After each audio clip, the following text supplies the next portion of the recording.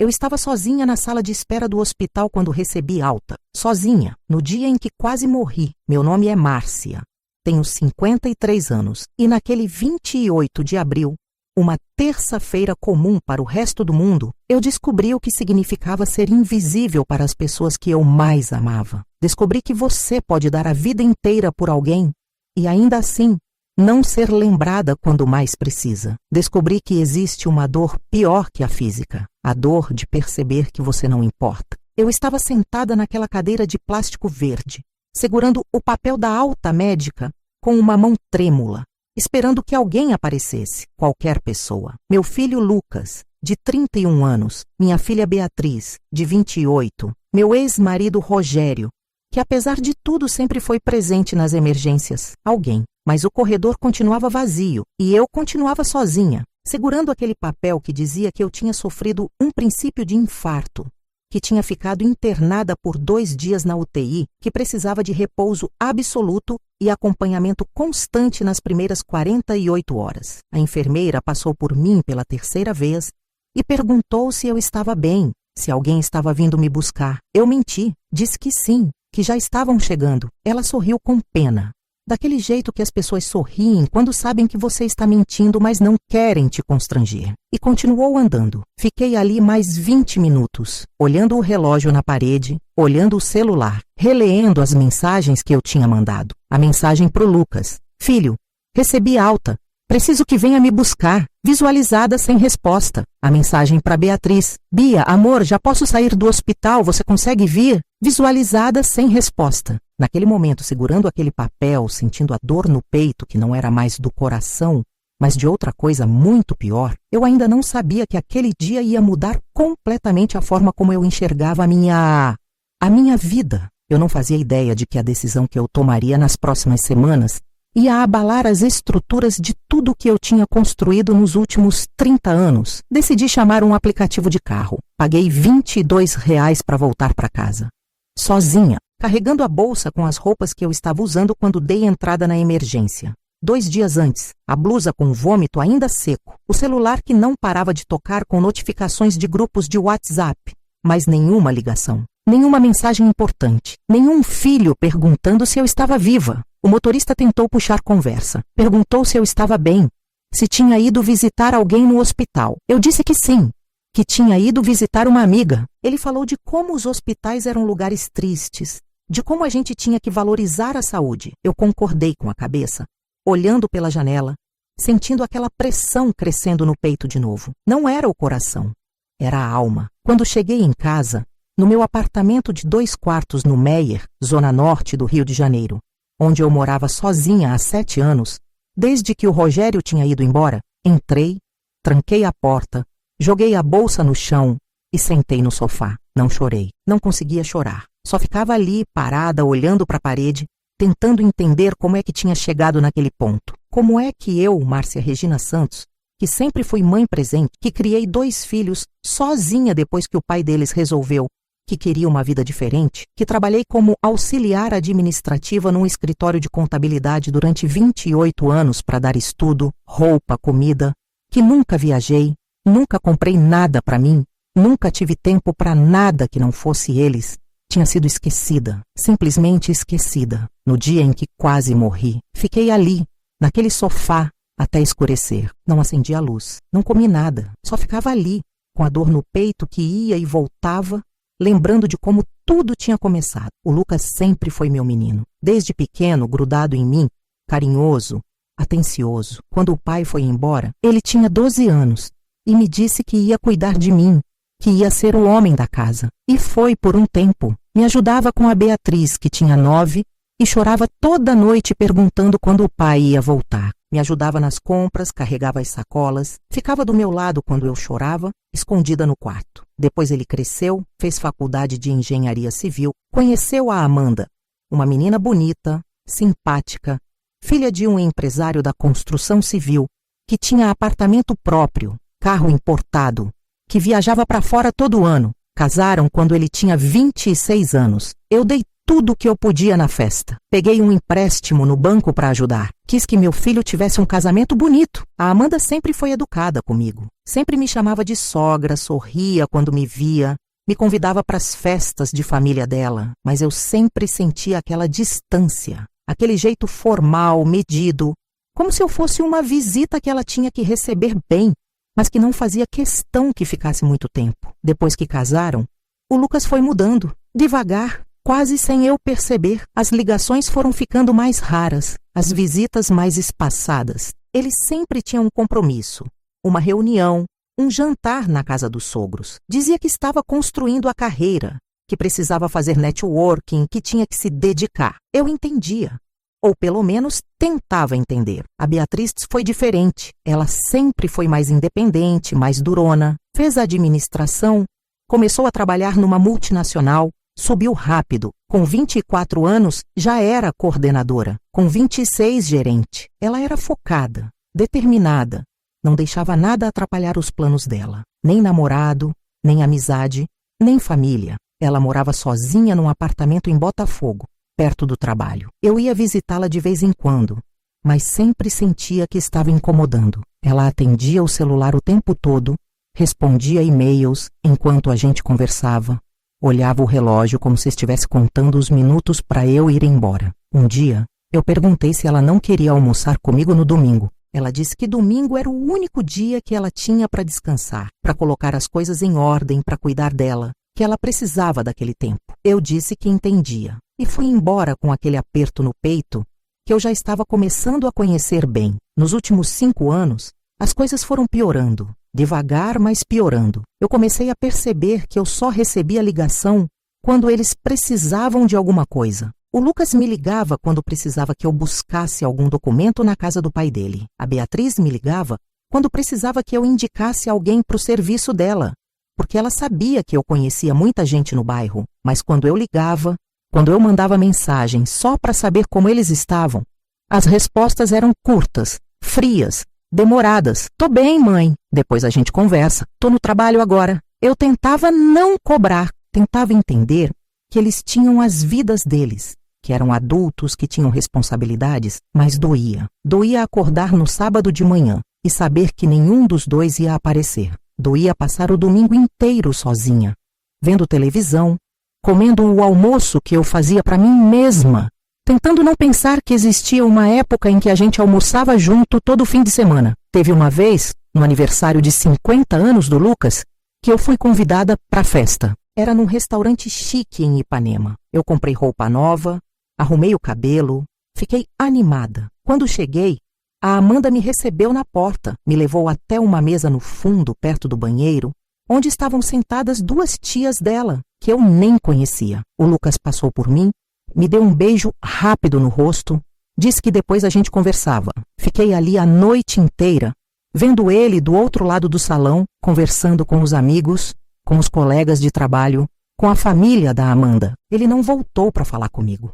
Nenhuma vez. Quando a festa acabou, ele veio se despedir, me agradeceu por ter ido, me deu outro beijo rápido e foi embora com a Amanda e os amigos para algum outro lugar. Eu voltei para casa de metrô, sozinha, com aquele aperto no peito. Teve outra vez, no Natal de 2 anos atrás, que eu fui jantar na casa da Beatriz. Ela tinha convidado algumas amigas do trabalho e um cara que ela estava saindo na época. Eu levei uma torta que eu tinha feito, arrumei a mesa, ajudei a servir. Mas a noite toda eu me senti invisível. Eles conversavam sobre coisas do trabalho, sobre viagens que eu nunca ia fazer, sobre restaurantes que eu nunca ia conhecer. Eu ficava ali, quieta, sorrindo quando alguém olhava para mim, tentando me sentir parte de alguma coisa. No meio da ceia, a amiga da Beatriz perguntou quem eu era. A Beatriz respondeu sem nem olhar para mim: "É a minha mãe!" e continuou comendo. A menina sorriu, disse que era um prazer me conhecer e voltou a conversar sobre outro assunto. Eu não existi mais pelo resto da noite, mas o pior, o que realmente me quebrou, aconteceu 3 meses antes do infarto. No meu aniversário, 53 anos. Eu não queria nada de especial, só queria ver meus filhos, só queria um almoço, uma conversa, sentir que eu ainda importava. Mandei mensagem para as 2 semanas antes, para o Lucas e para Beatriz, dizendo que ia fazer 53 anos, que queria muito que a gente almoçasse junto, que eu fazia a comida, que era só eles aparecerem. O Lucas respondeu que ia ver a agenda e me avisava. A Beatriz disse que provavelmente conseguia. Fiquei esperançosa. Fui no mercado, comprei tudo que eu sabia que eles gostavam.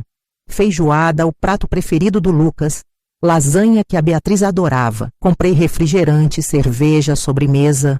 Gastei quase R$ 300, mas não importava, ia valer a pena. No dia do meu aniversário, acordei cedo. Comecei a cozinhar, arrumei a casa, coloquei uma toalha bonita na mesa, separei os pratos bons que eu guardava para ocasiões especiais. Fiquei animada o tempo todo. Fazia tempo que eu não me sentia assim. Mandei mensagem para o Lucas às 9 da manhã. Bom dia, filho. Vai dar para vir no almoço? Ele visualizou. Não respondeu. Mandei de novo às 10. Lucas, amor, só confirma se você vem para eu saber quantas pessoas vou servir. Ele visualizou. Não respondeu. Liguei. Caiu na caixa postal. Liguei de novo. Caiu na caixa postal. Mandei mensagem para Beatriz. Bia, querida, consegue vir almoçar hoje? Ela respondeu às 11. Mãe, surgiu um compromisso de última hora, não vou conseguir. Feliz aniversário, te amo. Fiquei ali, olhando para a mensagem dela, sentindo aquela coisa subindo pela garganta. Aquela coisa que não era choro, mas era pior, era desespero. Tentei ligar para o Lucas de novo. Nada. Mandei mensagem. Filho, pelo amor de Deus, me responde. Eu só quero saber se você vem. Ele respondeu às 12:30. Desculpa, mãe, não vai dar. A Amanda não tá se sentindo bem, vou ficar com ela. A gente se vê outro dia, parabéns. Fiquei parada na cozinha, a feijoada pronta, a lasanha saindo do forno, a mesa arrumada. E ninguém ia vir no meu aniversário. 53 anos. E eu ia passar sozinha. De novo, sentei na mesa, olhei para a comida. E pela primeira vez em muito tempo, eu chorei. Chorei de verdade. Aquele choro que vem de um lugar tão fundo que dói no corpo inteiro. Aquele choro de quem finalmente entendeu alguma coisa que estava tentando negar há anos. Eu não importava. Para eles, eu não importava. Se você já se sentiu assim, se já passou por isso, comenta aqui embaixo. Você não está sozinha. Comi sozinha. Um prato de feijoada, um pedaço de lasanha, uma fatia da torta que eu tinha comprado. O resto eu guardei na geladeira. Fui dando para os vizinhos nos dias seguintes. Dona Rosa, que morava no apartamento do lado, ficou preocupada. Perguntou o que tinha acontecido, por que eu tinha feito tanta comida.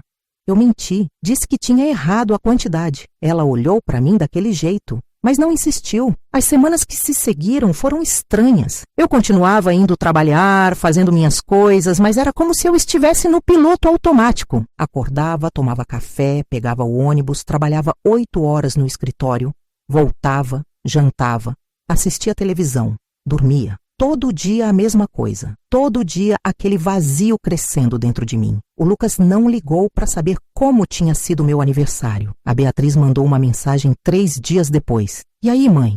Como você tá? Eu respondi que estava bem. Ela curtiu a mensagem. Fim da conversa. Eu comecei a perceber que a única vez que eles falavam comigo era quando precisavam de alguma coisa. O Lucas me ligou 2 semanas depois do meu aniversário. Achei que fosse para se desculpar, para marcar alguma coisa, para compensar. Mas não, ele só queria saber se eu podia buscar um documento na casa do Rogério, porque ele não estava conseguindo falar com o pai. Eu disse que buscava. Fui até a casa do Rogério, no Engenho Novo, peguei o documento, levei para o Lucas no trabalho dele. Ele desceu, pegou o envelope, me deu um beijo rápido, disse que estava com pressa, que tinha uma reunião, que depois a gente conversava e subiu de volta. Fiquei ali na porta do prédio dele, vendo ele entrar, desaparecer no elevador. E senti aquela coisa de novo. Aquela coisa que doía mais que qualquer doença física. A Beatriz me ligou no começo de abril. Fazia quase 2 meses que a gente não conversava. Eu atendi esperançosa, achando que ela finalmente tinha lembrado de mim. Mas ela só queria saber se eu conhecia algum eletricista bom e barato, porque o chuveiro dela tinha quebrado. Eu disse que conhecia. Passei o contato. Ela agradeceu e desligou. Não perguntou como eu estava. Não perguntou se eu precisava de alguma coisa.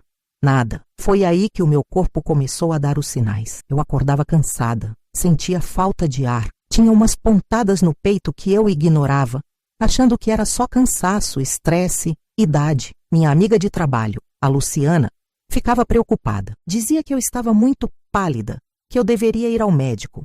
Eu sempre enrolava. Dizia que era só cansaço. Até que na terça-feira, dia 26 de abril, eu acordei me sentindo estranha. Uma pressão no peito diferente, uma tontura, um suor frio. Tentei me levantar e caí de volta na cama. Consegui pegar o celular e ligar para o número de emergência. Expliquei os sintomas. Eles mandaram uma ambulância. Lembro de ter sido levada para o hospital. Lembro dos médicos correndo, das enfermeiras falando rápido, de alguém dizendo que eu estava tendo um princípio de infarto. Lembro de ter pensado, eu vou morrer. E meus filhos nem sabem. Lembro de ter pedido para a enfermeira ligar para o Lucas, para o Beatriz. Dei os números.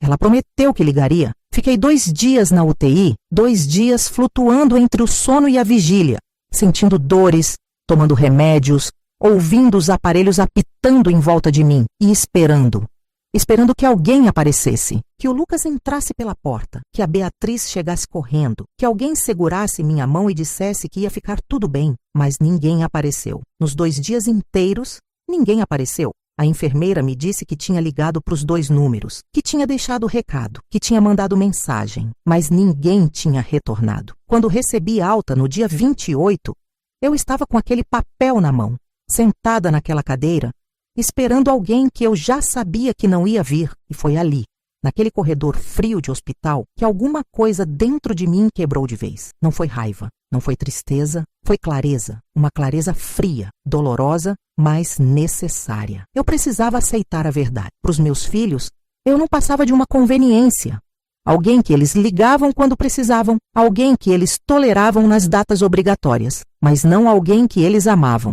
Não de verdade. Quando o motorista do aplicativo me deixou em casa, eu entrei, tranquei a porta e fiquei naquele sofá até a noite cair. E pela primeira vez, em vez de chorar, em vez de me culpar, em vez de tentar encontrar uma desculpa para eles, eu senti raiva. Uma raiva gelada, quieta, que ia crescendo devagar. Mas aquela raiva não era só raiva, era decisão. E eu ainda não sabia, mas aquela decisão ia mudar tudo. Absolutamente tudo. Na manhã seguinte, quarta-feira, acordei com o corpo dolorido e a cabeça estranhamente clara. Peguei o celular. Tinha 3 mensagens do Lucas, todas enviadas depois das 10 da noite, quando eu já estava dormindo exausta. Mãe, desculpa, não vi as mensagens antes. Você já saiu do hospital? Me avisa quando ler isso. Olhei para as mensagens. Releio. Ele não tinha perguntado como eu estava. Não tinha perguntado o que tinha acontecido. Não tinha dito que estava preocupado. Só queria saber se eu já tinha saído. Não respondi. Deixei no visto, igual ele sempre fazia comigo. Da Beatriz não tinha nada. Nem mensagem, nem ligação, nada. Entrei no status dela no WhatsApp. Ela tinha postado uma foto na academia às 7 da manhã, com a legenda Foco e Disciplina. Aparentemente ela estava bem.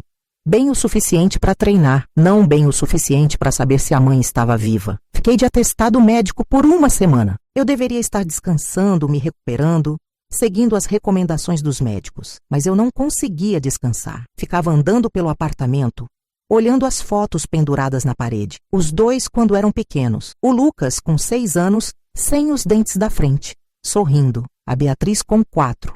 Usando aquele vestido rosa que ela amava. As fotos de aniversário, de Natal, de viagem simples para a praia. Fiquei me perguntando onde foi que eu tinha errado. O que eu tinha feito de tão horrível para merecer ser tratada daquele jeito. E quanto mais eu pensava, mais eu percebia que o erro não tinha sido algo que eu fiz. O erro tinha sido tudo que eu deixei de fazer. Eu nunca coloquei limites. Nunca disse não. Nunca exigi respeito. Eu estava sempre disponível, sempre compreensiva, sempre disposta a entender. E eles aprenderam que podiam me tratar de qualquer jeito que eu ia aceitar. Que eu sempre ia estar ali, esperando, aceitando as migalhas que eles jogavam para mim. E pior, eu tinha ensinado eles a serem assim. Quando o Lucas me deixou esperando na festa dele, eu não falei nada. Quando a Beatriz disse que domingo era o dia dela, eu não questionei. Quando eles esqueceram do meu aniversário, eu engoli o choro e fingi que estava tudo bem. Eu passei a vida toda me anulando, achando que amor de mãe era aceitar tudo, perdoar tudo, estar sempre disponível sem pedir nada em troca. E agora eu estava pagando o preço dessa escolha. O preço era invisibilidade. O preço era solidão. O preço era quase morrer sozinha num hospital. No sábado, 4 dias depois da alta, o Lucas finalmente ligou. Eram 2 da tarde. Eu estava deitada no sofá, ainda fraca, ainda sentindo aquela pressão no peito de vez em quando. Atendi. Mãe, finalmente! Eu estava ligando desde ontem. Ele parecia irritado, como se eu tivesse feito algo errado. Eu estava descansando, respondi seca. Tá tudo bem? O que aconteceu? Por que você foi para o hospital? Fiquei em silêncio por um segundo. Ele realmente não sabia? A enfermeira não tinha explicado? Ou ele simplesmente não tinha prestado atenção? Eu tive um princípio de infarto, Lucas. Fiquei 2 dias na UTI, silêncio do outro lado, um silêncio pesado. Depois a voz dele mais baixa. Sério? Nossa, mãe, eu não sabia que era tão grave assim. Por que você não me avisou direito? Senti aquela raiva voltando, aquela raiva gelada. Eu te mandei mensagem, Lucas. Pedi para você vir me buscar no hospital. Você viu e não respondeu. É que eu estava em reunião, mãe. Eu não podia sair assim no meio do dia. Reunião, repeti a palavra devagar. Você estava em reunião enquanto eu estava saindo do hospital depois de quase morrer. Mas eu não sabia que era tão sério. Se eu soubesse, é claro que eu teria ido. A enfermeira ligou para você, Lucas. No dia que eu dei a entrada, ela deixou recado. Explicou tudo. Você não retornou. Outro silêncio. Mais longo dessa vez. Eu devo ter perdido essa ligação. Deve ter sido número estranho, sabe como é? Eu não atendo. E mensagem? Você não viu minhas mensagens pedindo ajuda? Vi, mas pensei que... Sei lá, mãe. Pensei que era só uma consulta, alguma coisa simples. Então você viu que eu estava no hospital e achou que não era importante o suficiente para você responder? Não é isso, mãe. Você está distorcendo. Fechei os olhos. Respirei fundo. Não ia entrar nesse jogo. Não ia me justificar. Não ia implorar para ele entender. Não mais. Lucas, eu preciso descansar agora. A gente conversa depois. Mãe, espera. Não precisa ficar assim. Eu vou aí te ver. Tá? Eu e a Amanda, a gente passa aí amanhã. Não precisa? Como assim não precisa? Claro que eu vou. Eu disse que não precisa, Lucas. Eu estou bem, pode ficar tranquilo. E desliguei. Fiquei olhando para o celular, a mão tremendo um pouco. Não de medo, não de fraqueza, de algo novo. Algo que eu nunca tinha sentido antes em relação aos meus filhos. Era determinação. Ele tentou ligar de volta. 2, 3, 4 vezes. Eu não atendi. Mandou mensagem. Mãe, não faz isso. A gente precisa conversar. Eu não respondi. Mãe, pelo amor de Deus, me atende. Não respondi. No domingo de manhã, bem cedo, a Beatriz me ligou. Eu estava tomando café, ainda de camisola, os remédios todos organizadinhos na mesa da cozinha. Atendi no 3º toque. Mãe, o Lucas me ligou desesperado, dizendo que você não está atendendo ele. O que está acontecendo? Bom dia, Beatriz. Bom dia. Sério, mãe, o que foi? Ele disse que você foi para o hospital, que teve um problema no coração. É verdade? É verdade. Por que você não me avisou? Deixei o silêncio pesar um pouco. Bebi um gole do café. Depois respondi com a voz mais calma que eu consegui. Eu avisei, Beatriz. A enfermeira do hospital ligou para você também. Deixou o recado. Você não retornou. Eu? Eu não recebi ligação nenhuma. Recebeu sim. Assim como recebeu minhas mensagens pedindo ajuda. E viu. E não respondeu. Mãe, que mensagens? Eu não vi nada. Beatriz, para. Não me trata como se eu fosse idiota. O WhatsApp mostra quando essa mensagem foi visualizada. Você viu e escolheu não responder. Silêncio. Um silêncio diferente do Lucas. O silêncio dela era culpado, mas também incomodado, como se eu estivesse sendo injusta em cobrar aquilo. Olha, mãe, eu estava atarefada. Você sabe como é minha vida. Eu tenho muita coisa para resolver, muito trabalho, muita pressão. Eu não consigo ficar olhando o celular toda hora. Mas conseguiu postar foto na academia no dia seguinte. Isso é diferente, eu posto automático. Demora 2 segundos. E me responder demoraria quanto? 3 segundos? Mãe, pelo amor de Deus, você está sendo dramática. Você está bem agora, não tá? Foi só um susto. Foi só um susto. Como se quase morrer fosse pouca coisa. Como se ficar sozinha no hospital fosse normal. Bia, eu vou falar uma coisa uma vez só. E quero que você preste atenção. Eu quase morri. Fiquei 2 dias internada. Recebi alta sozinha. Voltei para casa sozinha. Estou me recuperando sozinha. Porque vocês dois, você e seu irmão, não estavam nem aí. E agora que eu estou cobrando isso, vocês ficam me tratando como se eu fosse louca. Como se eu fosse a errada. Ninguém está te tratando como louca, mãe. A gente só não sabia que era tão grave. Vocês não sabiam porque não quiseram saber. É diferente. Olha, eu vou aí te ver hoje, tá? A gente conversa melhor pessoalmente. Não vem. Como assim não vem? Não vem, Beatriz. Eu não quero visita. Eu não quero pena. Eu não quero vocês aparecendo aqui porque estão se sentindo culpados. Eu quero que vocês me deixem em paz. Mãe, Que absurdo é esse? Eu sou sua filha. Então age como filha, não só quando é conveniente para você. E desliguei. As 2 semanas seguintes foram estranhas, silenciosas. O Lucas e a Beatriz tentaram falar comigo várias vezes. Mensagens, ligações. Até o Rogério me ligou dizendo que os filhos estavam preocupados, que eu precisava conversar com eles. Eu respondia curto: estou bem, preciso descansar. Depois a gente conversa, mas nunca conversava de verdade. Nunca abri a porta, nunca dei chance para eles virem com desculpas prontas, com justificativas, com aquele jeitinho de fazer parecer que eu estava exagerando, porque eu não estava exagerando.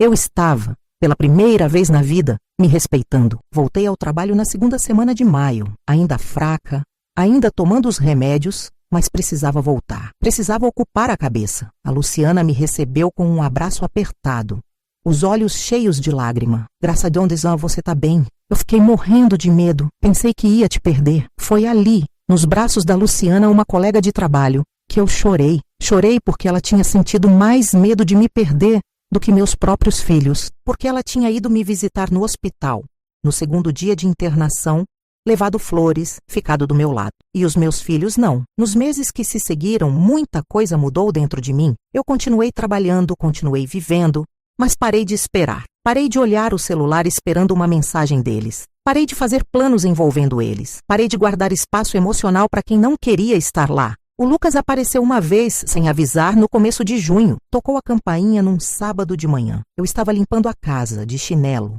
o cabelo preso de qualquer jeito. Abri a porta. Ele estava ali, sozinho, as mãos nos bolsos, o olhar envergonhado. Oi, mãe. Oi, posso entrar? Fiquei parada na porta, bloqueando a entrada. Não ia ser fácil assim. Não dessa vez. Pra quê? Pra gente conversar. Sobre o quê? Ele suspirou. Passou a mão no cabelo, incomodado. Mãe, para com isso. Eu vim até aqui. Deixa eu entrar. Você veio até aqui porque quis, Lucas. Eu não pedi. Então me diz. O que você quer? Eu quero te pedir desculpa. Fiquei olhando para ele, esperando. Eu sei que eu fui um filho horrível. Eu sei que te magoei, que te deixei sozinha quando você mais precisava. E eu sinto muito. De verdade. Eu queria que você me perdoasse. Por quê? Ele piscou confuso. Como assim por quê? Por que você quer que eu te perdoe? Para você se sentir melhor? Para você não se sentir culpado? Ou porque você realmente entendeu o que fez de errado? Eu entendi. Eu juro que entendi. O que você entendeu, Lucas? Ele ficou sem resposta. Abriu a boca, fechou, olhou para o chão. Não tinha resposta, porque ele não tinha entendido nada. Ele só queria que eu dissesse que estava tudo bem, que eu perdoava, que a gente podia voltar a ser como antes. Mas eu não queria voltar a ser como antes. Antes era ruim. Antes era eu me anulando. Antes era eu aceitando migalhas. Lucas, eu não vou te perdoar hoje. Não porque eu não te amo, mas porque você precisa entender que perdão não é mágica. Perdão não apaga o que aconteceu. E eu não vou fingir que está tudo bem só para você se sentir melhor. Então, o que você quer que eu faça? Eu quero que você vá embora e pense no tipo de filho que você quer ser. E quando você tiver a resposta, a gente conversa. Ele ficou ali, parado, como se estivesse esperando que eu voltasse atrás. Mas eu não voltei. Fechei a porta devagar, com firmeza, e fiquei do outro lado, encostada, ouvindo ele respirar fundo e depois ir embora. Se você está acompanhando essa história até aqui, deixa um like. Me ajuda a continuar trazendo histórias assim. A Beatriz demorou mais para aparecer. Só foi me visitar no final de junho, quase 2 meses depois do infarto. Ela chegou com uma sacola de supermercado cheia de coisas, frutas, iogurtes, suplementos vitamínicos. Trouxe umas coisas para você, mãe. Para ajudar na recuperação. Eu olhei para a sacola, para ela, e não senti nada, nem raiva, nem gratidão, só cansaço. Obrigada, deixa sair na mesa. Ela deixou a sacola, ficou parada no meio da sala, sem saber o que fazer. Mãe, a gente pode conversar? Pode. Ela se sentou no sofá. Eu fiquei em pé, encostada na parede.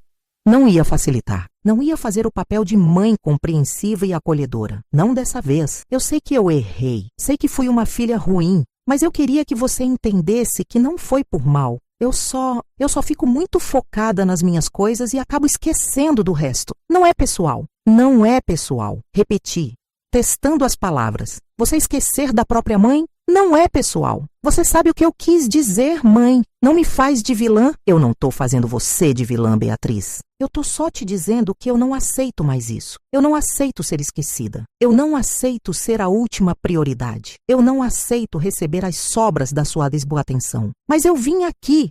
Eu trouxe as coisas para você. Eu tô tentando. Você veio hoje.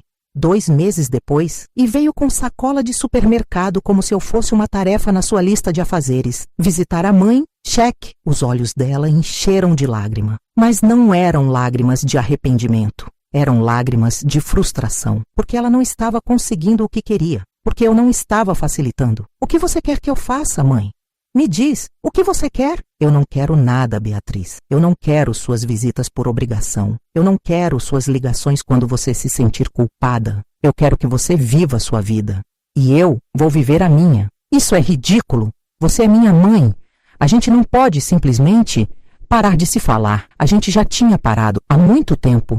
Só que agora eu estou aceitando isso. Ela ficou mais um tempo tentando argumentar, tentando me convencer de que eu estava sendo dramática, de que eu estava exagerando, de que todo mundo comete erros. E talvez ela estivesse certa, talvez eu estivesse sendo dura demais, mas eu não me importava mais. Eu tinha passado a vida inteira sendo mole, sendo compreensiva, sendo a mãe que perdoa tudo, e olha onde isso me levou. Ela foi embora irritada, batendo a porta, e eu fiquei ali, sozinha de novo, mas dessa vez a solidão era diferente, era uma solidão escolhida, era uma solidão com dignidade. Os meses passaram, junho, julho, agosto, eu fui me reconstruindo, devagar, mas fui. Comecei a fazer fisioterapia cardíaca, conheci outras pessoas lá, outras mulheres que tinham passado por infartos, por cirurgias, por sustos. A gente conversava, trocava experiências, ria junto. Uma delas, a dona Célia, de 62 anos, viúva, me disse uma coisa que ficou na minha cabeça. Sabe o que eu aprendi depois que meu coração quase parou? Que a gente precisa parar de dar nosso coração para quem não sabe cuidar dele. Ela tinha razão. Eu tinha dado meu coração para os meus filhos a vida inteira. E eles não tinham cuidado. Não porque eram maus, mas porque eu não tinha ensinado eles a cuidar. Eu tinha ensinado que eu estaria sempre ali, sempre disponível, sempre pronta a perdoar. E eles acreditaram. Em setembro, 3 coisas aconteceram que mudaram tudo. A primeira foi o Lucas aparecer de novo. Dessa vez com a Amanda. Os 2 chegaram num domingo de tarde, tocaram a campainha. Eu atendi pelo interfone. Mãe, é o Lucas. Tô com a Amanda. A gente pode subir? Pensei em dizer não, mas alguma coisa em mim, talvez curiosidade, talvez cansaço, me fez apertar o botão. Eles entraram. A Amanda estava diferente, mais magra, o rosto cansado, os olhos inchados. O Lucas estava sério, a postura curvada, como se estivesse carregando um peso. Oi, mãe, ele disse, a voz baixa. Oi, a gente queria conversar com você sobre uma coisa importante. Apontei para o sofá. Eles se sentaram. Eu fiquei em pé, encostada na estante. A Amanda respirou fundo e começou a falar. Dona Márcia, eu preciso pedir desculpa para a senhora. Pelo jeito que eu tratei a senhora esses anos todos. Pelo jeito que eu fiz o Lucas se afastar. Olhei para ela, surpresa. Não estava esperando isso. Eu sempre achei que sogra era um problema. Que era alguém que ia querer controlar, que ia querer mandar, que ia atrapalhar. Minha mãe teve problemas com a sogra dela e eu cresci ouvindo que sogra era coisa ruim. Então, quando eu casei com o Lucas, eu já tinha na cabeça que eu precisava manter distância, que eu não podia deixar a senhora muito perto. Ela parou, limpou os olhos com as costas da mão. E eu fui convencendo o Lucas disso. Fui falando que a gente precisava ter nosso espaço, nossa vida, que família era importante, mas que a gente não podia ficar dependendo de ninguém. E o Lucas acreditou. Ele foi se afastando sem nem perceber. E eu fui deixando. Pior, eu fui incentivando. O Lucas estava olhando para o chão. As mãos entrelaçadas, a respiração pesada. Amanda continuou. Mas aí, há 2 meses, eu descobri que estou grávida. Meu coração deu um pulo, mas eu não disse nada. Só fiquei ali, esperando. E quando eu descobri, a primeira coisa que eu senti foi medo. Medo de como eu ia ser como mãe, se eu ia ser boa, se eu ia conseguir. E aí eu pensei na minha mãe e na senhora. E eu percebi uma coisa. Minha mãe nunca foi uma mãe muito presente. Ela sempre colocou o trabalho, os amigos, tudo na frente. E eu cresci sentindo falta disso, sentindo que eu não era prioridade. Ela olhou para mim, os olhos cheios de lágrima. E aí eu olhei para o Lucas e eu perguntei para ele como tinha sido a infância dele. E ele começou a contar. Contou das festas de aniversário que a senhora fazia, das comidas que a senhora preparava, de como a senhora sempre estava lá, nas apresentações da escola, nas reuniões, nos jogos de futebol. De como a senhora trabalhava o dia inteiro e ainda chegava em casa e ajudava ele com o dever. De como a senhora vendia bolo para comprar o material escolar dele. Ela respirou fundo. E eu percebi que eu tinha afastado ele da única pessoa que realmente amou ele a vida inteira, que realmente se dedicou. E eu fiz isso porque eu tinha medo. Medo de não ser suficiente. Medo de ser comparada. E agora, pensando em ser mãe, eu só consigo pensar que se meu filho me tratar um dia do jeito que o Lucas te tratou, eu vou morrer de tristeza. O Lucas levantou a cabeça, os olhos vermelhos. Mãe, eu sou um idiota. Eu deixei a vida, o trabalho, a Amanda, tudo me cegar. E eu esqueci de você. Eu esqueci de tudo que você fez. Eu só lembrava das brigas, das cobranças, das vezes que você me deixou de castigo quando eu fiz besteira. E eu esqueci do amor, do cuidado, do sacrifício. Ele se levantou, veio até mim. Eu quase te perdi, mãe. Você quase morreu. E eu nem estava lá. Eu nem sabia. E se você tivesse morrido, eu ia carregar essa culpa pro resto da vida. Eu ia ter que viver sabendo que a minha mãe morreu, achando que eu não ligava para ela. A voz dele falhou. Mas eu ligo, mãe. Eu amo você. Sempre amei. Eu só fui um filho de merda que esqueceu de mostrar isso. Fiquei olhando para ele, pro meu filho, pro homem que ele tinha virado. E senti tanta coisa ao mesmo tempo que não sabia o que era o quê. Raiva, tristeza, amor, dor, esperança. Lucas, comecei, a voz tremendo um pouco. Eu te amo. Sempre vou amar. Você é meu filho. Mas eu não posso fingir que tá tudo bem. Eu não posso aceitar um pedido de desculpa e voltar a ser como era antes. Eu sei. E eu não tô pedindo isso. Eu tô pedindo uma chance. Uma chance de consertar, de ser um filho melhor, de estar presente. De verdade. E quando o bebê nascer, quando você ficar ocupado de novo, quando o trabalho apertar, você vai sumir de novo? Não, mãe. Eu juro que não. E se eu sumir, você me cobra. Você me chama a atenção. Você não deixa eu te tratar mal. Porque eu preciso aprender. E eu só vou aprender se você me ensinar. Olhei para Amanda. Ela assentiu. Eu também prometo, dona Márcia. Eu vou fazer questão que o Lucas mantenha contato com a senhora. Porque eu quero que nosso filho conheça a avó. De verdade. Não só em datas especiais. Eu quero que ele tenha o que eu não tive. Fiquei em silêncio, pensando. Tentando decidir se eu acreditava. Se eu tinha forças para me arriscar de novo. Eu preciso de tempo. Falei finalmente. Não é não, mas também não é sim.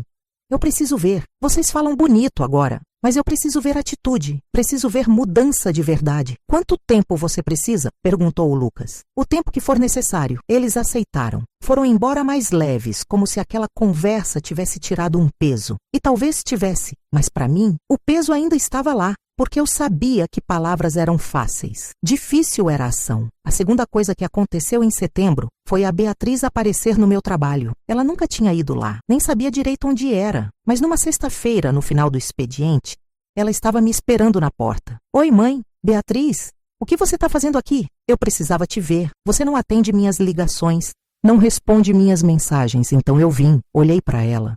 Estava cansada. Queria ir para casa, tomar banho, descansar. Eu não tenho muito tempo agora. Eu sei, mas eu só preciso de 5 minutos, por favor. Suspirei. Tá bom. 5 minutos. A gente foi até a praça em frente ao escritório. Sentamos num banco. Ela ficou mexendo na bolsa, nervosa. Mãe, eu fui demitida. Olhei para ela, surpresa. Como assim demitida? Você era gerente. Era, mas a empresa teve um corte. E eu fui uma das cortadas. Disseram que eu era muito focada em resultados e pouco em pessoas. Que eu era difícil de trabalhar. Que ninguém gostava de trabalhar comigo. Os olhos dela encheram de lágrima. E sabe o que é pior? Eles estavam certos. Eu sempre achei que ser dura, ser focada, não ter tempo para nada era ser profissional. Mas na verdade eu só estava sendo vazia. Eu não tenho amigos de verdade. Eu não tenho ninguém. E quando eu fui demitida, quando eu precisei de alguém para conversar, para desabafar, eu percebi que não tinha ninguém. Ninguém. Ela olhou para mim. Só você, mãe. Só você sempre esteve aí. E eu te tratei como lixo. Eu te ignorei, te deixei de lado, te fiz sentir que você não era importante. E agora, quando eu tô precisando, quando eu tô no fundo do poço, Eu tô aqui implorando para você me ouvir. Fiquei olhando para ela, minha filha, a menina que tinha sido tão forte, tão determinada, tão segura de si, e agora estava ali, quebrada. Bia, eu sinto muito pelo que você está passando, de verdade. Mas eu não posso ser seu refúgio só quando as coisas dão errado. Eu não posso ser a mãe que você procura quando não tem mais ninguém. Eu sei, e eu não estou pedindo isso. Eu estou pedindo para você me ensinar a ser uma pessoa melhor, porque eu não sei, mãe. Eu não sei como fazer amizade, como manter relacionamento, como ser humana. Eu só sei trabalhar. E agora eu nem isso tenho mais. Ela chorou. Chorou de verdade. E eu, pela primeira vez em meses, senti vontade de abraçar, mas não abracei. Ainda não. Beatriz, eu vou te ajudar, mas não do jeito que você quer. Eu não vou resolver seus problemas. Eu não vou te dar dinheiro. Não vou te conseguir emprego. Não vou fazer nada que você possa fazer sozinha. Mas eu vou estar aqui para conversar, para ouvir, para te apoiar, se você quiser. De verdade, eu quero, mãe. Eu juro que quero. Então a gente começa devagar. Você me liga uma vez por semana. A gente conversa sobre qualquer coisa, sobre a vida, sobre o que você está sentindo, sobre o que você quer fazer, e a gente vai construindo uma relação de verdade, não uma relação de conveniência. Ela assentiu, limpando o rosto. E Bia, se você sumir de novo, se você voltar a me ignorar, eu não vou correr atrás. Eu não vou implorar. Eu vou aceitar e seguir minha vida, entendeu? Entendi. A terceira coisa que aconteceu em setembro foi eu conhecer o Marcos. Ele era viúvo, 60 anos, aposentado da Petrobras, morava no mesmo prédio que a dona Célia. Ela me apresentou num dia que a gente foi tomar café depois da fisioterapia. Ele era simpático, educado, tinha um sorriso bonito. A gente conversou sobre coisas simples, sobre o bairro, sobre o tempo, sobre os filhos. Ele tinha 2 já adultos que moravam fora. Dizia que sentia falta, mas que entendia que cada um tinha sua vida. Não foi amor à primeira vista. Não foi nada mágico. Foi só confortável. Ele me pediu o telefone. Eu dei. Ele me ligou 2 dias depois, perguntou se eu queria ir ao cinema. Eu aceitei. Foi estranho. Fazia tanto tempo que eu não saía com ninguém, tanto tempo que eu não me arrumava para outra pessoa, tanto tempo que eu não me permitia sentir nada além de dever, de responsabilidade, de ser mãe. Mas ali, sentada naquela poltrona do cinema, comendo pipoca, vendo um filme bobo, eu me senti leve. Pela primeira vez em anos eu me senti leve. O Marcos não tentou nada, não foi invasivo, não foi apressado. No final do filme, ele me acompanhou até em casa, me deu um beijo no rosto e disse que tinha adorado a companhia. A gente começou a se encontrar mais, uma vez por semana. Às vezes para tomar café, às vezes para caminhar na praça, às vezes só para conversar. Ele era viúvo há 5 anos. Ainda tinha saudade da esposa, mas dizia que tinha aprendido a viver com a saudade, que tinha aprendido que a vida continua, mesmo quando a gente acha que não consegue. Eu gostava de estar com ele. Gostava de como ele me olhava, como se eu fosse interessante, como se eu tivesse valor, como se eu fosse mais do que só uma mãe, uma ex-esposa, uma funcionária. Em outubro, o Lucas começou a cumprir o que prometeu. Ele me ligava, não todo dia, mas ligava, 2, 3 vezes por semana, para perguntar como eu estava, para contar do trabalho, para falar da gravidez da Amanda. Ele me convidou para ir na primeira ultrassom. Eu fui, e quando eu vi aquela imagem na tela, aquele pontinhos mexendo, aquele coraçãozinho batendo, eu chorei. Chorei de emoção, de esperança, de medo. A Amanda segurou minha mão. Ele vai conhecer a avó. De verdade, eu prometo. A Beatriz também começou a ligar, religiosamente, toda quinta-feira às 7 da noite. No começo as conversas eram estranhas, forçadas. A gente não sabia muito bem o que falar, mas aos poucos foi ficando mais fácil. Ela contava das entrevistas de emprego, das frustrações, dos medos. Eu ouvia, às vezes dava conselho, às vezes só ouvia. E isso era o suficiente. Em novembro ela conseguiu um emprego novo, numa empresa menor, ganhando menos, mas com um ambiente melhor. Ela me ligou animada, gritando pelo telefone. Mãe, eu consegui! Eu consegui! E eu sorri, um sorriso de verdade. Em dezembro, no dia 22, o Lucas me ligou. Mãe, a gente vai fazer a ceia de Natal lá em casa. E a gente queria muito que você fosse. Só a gente. Eu, a Amanda, você. E se você quiser, pode levar alguém. Pensei no Marcos. A gente estava namorando há 3 meses. Nada sério ainda, mas estava bom. Estava confortável. Posso levar um amigo? Claro, quem? Você vai conhecer. No dia 24 eu fui. Levei o Marcos. O Lucas ficou surpreso, mas disfarçou bem. A Amanda foi simpática, preparou uma mesa linda, comida deliciosa. A gente jantou, conversou. Riu. O Marcos contou histórias engraçadas de quando trabalhava na Petrobras. O Lucas contou das preparações para o bebê. A Amanda mostrou o quartinho que eles estavam montando. E no final da noite, quando a gente estava tomando café, o Lucas olhou para mim e disse: Mãe, eu sei que a gente não pode apagar o passado. Eu sei que eu te magoei muito, mas eu quero que você saiba que eu tô tentando, todo dia. E vou continuar tentando, porque você merece. Eu segurei a mão dele. Eu sei, filho. Eu sei. A Beatriz passou o Natal com o pai, mas me ligou de manhã cedo para me desejar Feliz Natal. E me chamou para almoçar no dia 26. Só nós duas. Ela cozinhou, queimou um pouco o arroz, mas estava bom. Estava gostoso, porque tinha carinho ali, tinha esforço. Hoje é 28 de janeiro. Exatamente 9 meses depois do infarto. 9 meses que mudaram tudo. Eu ainda trabalho. Ainda moro no mesmo apartamento. Ainda tomo os remédios todo dia, mas eu não sou mais a mesma pessoa. Eu aprendi que amor não é se anular, que ser mãe não é desaparecer, que dignidade não é egoísmo, que colocar limites não é falta de amor. Eu aprendi que às vezes a gente precisa quebrar para se reconstruir melhor, que às vezes a gente precisa se afastar para ser valorizado. Que às vezes a maior prova de amor que a gente pode dar é ensinar as pessoas a nos respeitar. O Lucas e a Amanda vêm me visitar a cada 15 dias. Trazem ultrassons, trazem planos, trazem esperança. O bebê vai nascer em março. Vai ser menino. Vai se chamar Miguel. E eu vou ser avó. De verdade. Presente. Respeitada. A Beatriz me liga toda semana. Às vezes a gente se encontra para tomar café. Ela arrumou um namorado. Um cara legal. Advogado, mais velho que ela. Ela diz que ele a ensinou que é possível trabalhar e ter vida pessoal ao mesmo tempo. O Marcos ainda está por perto. A gente namora devagar, sem pressa.